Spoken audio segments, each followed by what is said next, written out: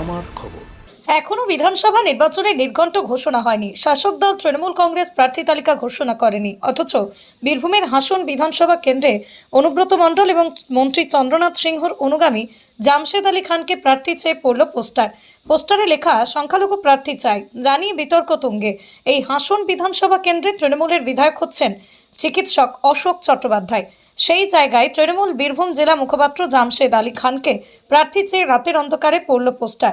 এই প্রসঙ্গে জামশেদ আলী খান বলেন, আমি নিজেই বিভ্রান্তির মধ্যে আছি, কে বা কারা দিয়েছে জানি না, তবে আমাদের দলে ফেসবুকে লিখে বা দেওয়ালে লিখে দিয়ে প্রার্থী হয় না।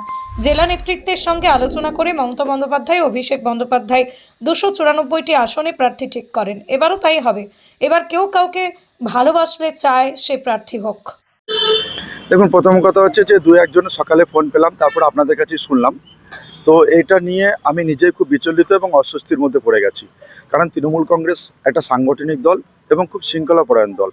এখানে কে প্রার্থী হবে, কে কোথায় কোন দায়িত্ব পাবে, সেই বিষয়টা সম্পূর্ণ আমাদের দলনেত্রী, আমাদের সর্বোচ্চ নেত্রী মমতা বন্দ্যোপাধ্যায় এবং আমাদের নেতা, আমাদের সেনাপতি অভিষেক বন্দ্যোপাধ্যায়, জেলা নেতৃত্ব এবং বিভিন্ন নেতৃত্বের সঙ্গে একটা আলাপ আলোচনার মাধ্যমে ঠিক হয়। সেখানে কারোর নামে পোস্টার পড়ে গেলে বা সোশ্যাল মিডিয়ায় কারোর নামে দু কথা লিখে দিলে এইভাবে প্রার্থী হওয়া বা দলের কোথাও কোনো জায়গা পাওয়া সম্ভব নয়। দল ঠিক করবে কাকে প্রার্থী করবে, কাকে না করবে।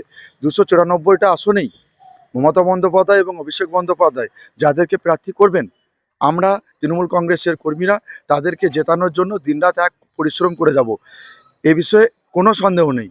কিন্তু যে বা যারা পোস্টার করেছে, এটা আমার কাছে তারা আমাকে একটা বিড়ম্বনার মধ্যে ফেলে দিয়েছে।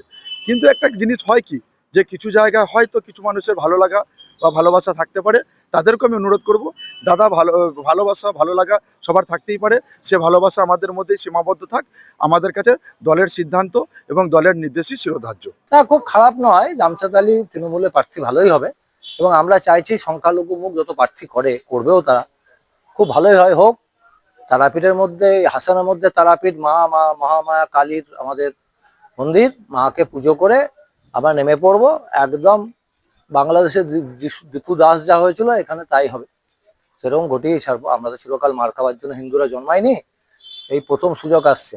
লড়কে লেঙ্গে বাংলাদেশ, হয়ে যাবে, হোক হোক।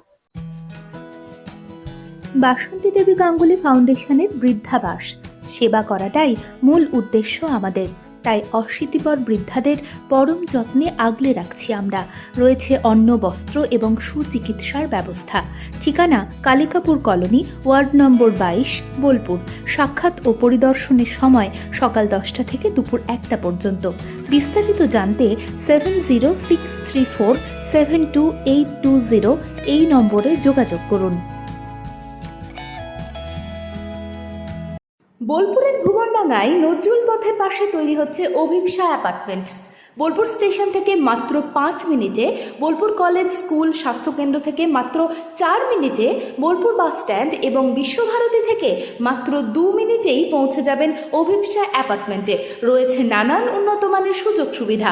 অফিসের ঠিকানা Sanvi apartment 2, ground floor, Ramakrishna road, Bolpur. Booking করতে সত্বর যোগাযোগ করুন এই নম্বরে। দেখতে চোখ রাখুন আমাদের ফেসবুক ও ইউটিউব চ্যানেলে।